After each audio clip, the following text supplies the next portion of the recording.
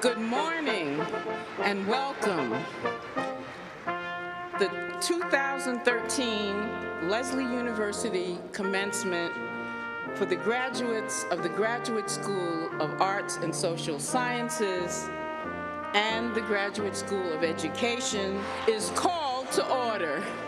We recognize some graduates who are earning both an undergraduate and graduate degrees, many recipients of master's degrees, certificates of advanced graduate study, and doctoral degrees from our two graduate schools. Stay in touch, and congratulations. Reverend Liz Walker, ordained minister, Emmy Award-winning television journalist, documentary film producer, humanitarian, you reach out to those in need every day, both in the local and global communities, and make a positive difference in their lives through your ministry, your humanitarianism, and your advocacy. Yours is a life of compassion in action.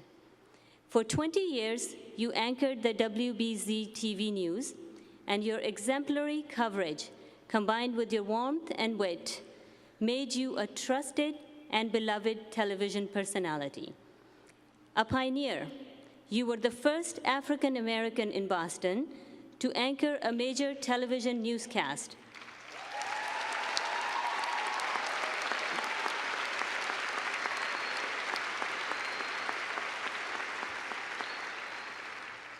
And one of the most awarded and well-respected among your peers. However, at the height of your career, you chose to leave the limelight and pursue your education and your vocation at the Harvard Divinity School.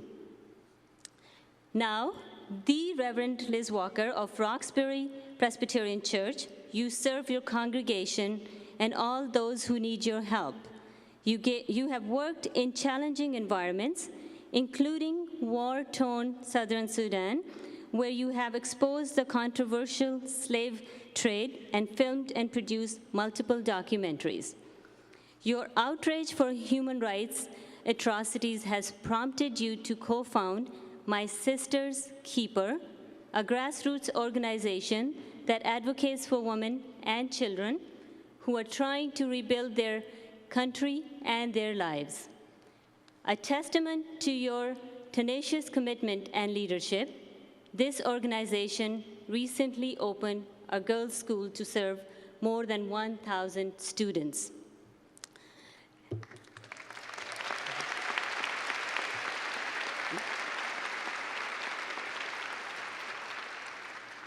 Never tiring of serving those in need, you are a board member for a number of organizations, offering wise counsel to benefit countless others. Your current television series, Better Living with Liz Walker, blends your extraordinary communication skills with your passion for helping people. It is no wonder that on April 18th, 2013, you were the first to stand at the lectern in the Cathedral of the Holy Cross to pray for the city of Boston and all of those impacted by the senseless tragedy that had occurred just a few days before. Your message resonated loudly as you said, "We will rise in community and face whatever the future holds." In recognition of your life's work, in service to the community, and in anticipation of your continued activism in support of social justice and human rights in the years ahead, Lesley University is honored to confer upon you the honorary degree, Doctor of Humane Letters, presented in Boston, Massachusetts, on the 18th day of May in the year 2013.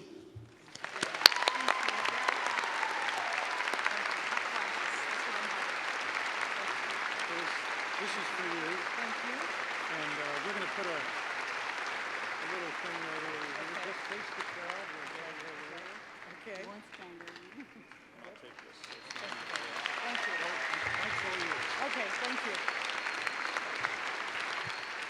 Thank you. This is indeed an honor for me to stand before you. There was a time Back in the day when I was on television news here in Boston, when I was asked to speak at graduations, and I had so many things to say. Back then, I had all the answers. Most of them had to do with the fact that I believed journalism was the ultimate career and money was the ultimate key to success. The older I get, and believe me, I am getting old, the less sure I am about a lot of stuff in this fast-changing world. And the last thing I want to do this morning is tell you something that is not true, that won't hold up in time. Because in the end, it is knowledge that will hold up in time that matters the most. So for just a few minutes, I want to share a few things that I am absolutely sure of. I will be brief. No matter what you hear out here in the world, no matter where you go, no matter what they say, it is not good to get a credit card if you do not have a job.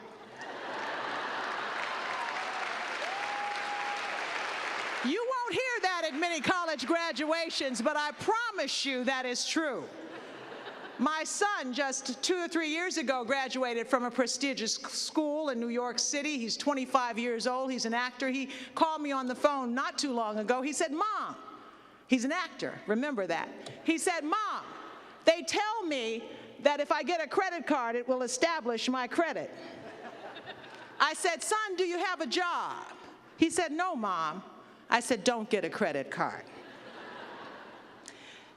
The second thing I'd like to share with you, as fast as communications technology improves with iPods and iPads and instant messaging and smartphones, it will never outshine or overshadow the ability to look in another person's eye and speak with them directly.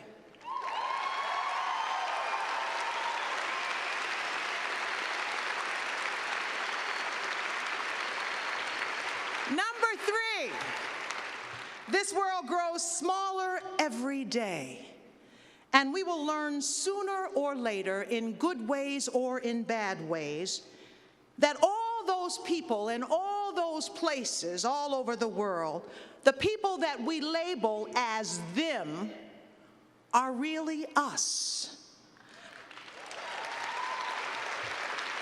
The division and polarization that some people are so intent on creating will fail. There is only us here.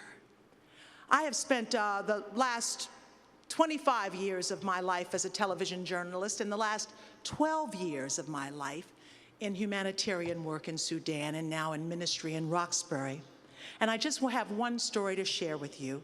We went to southern Sudan investigating slavery. We ended up, and I went with some amazing people from here in Boston, we ended up working to build a girls' school there. And so we traveled back and forth between Boston and a small village in the south of Sudan, in the midst of the bush, in the midst of nowhere, where people had nothing. Amazing, resilient people who had been living in a war zone for all of their lives, for generations and generations. And one trip, toward the end of our time working there, we lost our luggage. We lost it somewhere between Boston and Nairobi, and we get off the plane in Nairobi and there's no luggage. And you can't go into the bush if you don't have your tent and your water and your food, because these people have nothing. And we decided we'd come so far, we might as well go in. So we decided to run to a store in Nairobi and buy what we could, which was just a few t-shirts. We didn't have much time. We go into the bush, 4-hour charter plane flight. And we land in this village, and word had gotten to the village that we had lost our things, that we had lost our luggage. We had established a relationship with this village, but word had come to this village that we had lost our luggage. I will never forget this scene as long as I live. The villagers from this very small place with nothing come out to meet the plane, and the women bring us colored cloths that are their clothes. And they offer these clothes to us, just wraps that we could wrap around.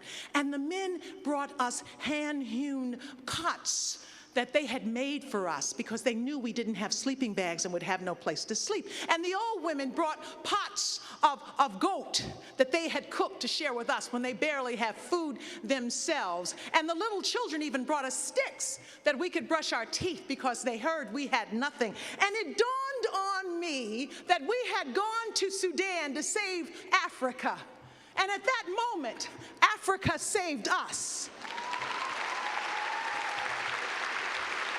So I want you to know that the world is small, and yes, there is something we can do for the world, but I promise you, there is also something the world can do for us.